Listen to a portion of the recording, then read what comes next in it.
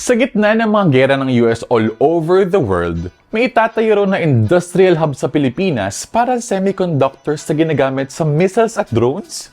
Gusto ba talaga natin maging magnet ng atake mula sa mga bansang kagarian ng US? Panoorin yan sa ating balita with feelings. Ano itong balitang may itatayo na naman ang bansang US sa Pilipinas? Isang higanting industrial corridor nga raw na halos triple ng laki ng airport ang itatayo sa Luzon. And get this, magiging pagawaan ito ng semiconductor at computer chips na gagamitin di umano sa missile, drone at military aircraft ng US military. What?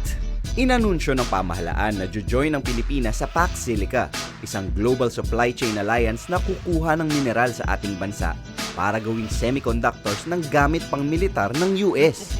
Aabot daw sa 1,600 hectares ang i-convert bilang Luzon Economic Corridor. Take note, rent-free o walang babayarang upa ang US sa loob ng 2 taon. Wow, kami nga nagbabayad ng renta buwan-buwan. Isa ang issue ng Pax Silica sa mga pinag-usapan ng bagong tayong Stop the US-Israel War on Iran Campaign Network na binubuo ng mga anti-war groups. Kapag nangyari ito, ayon sa kanila, magiging isang aktibong kalahok lalo ang Pilipinas sa mga gera ng Amerika sa buong mundo. Lalo na naman tayo magiging target ng mga bansang inaatake ng US. Diyos po! Ay!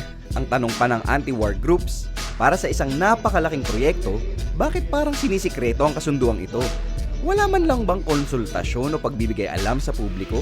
Kapag natuloy ang Pax Silica ayon sa grupo, mas lalong goodbye yamang mineral, goodbye seguridad, goodbye soberanya. Kaya naman sabi ng mga makabayang grupo, anong koridor-koridor?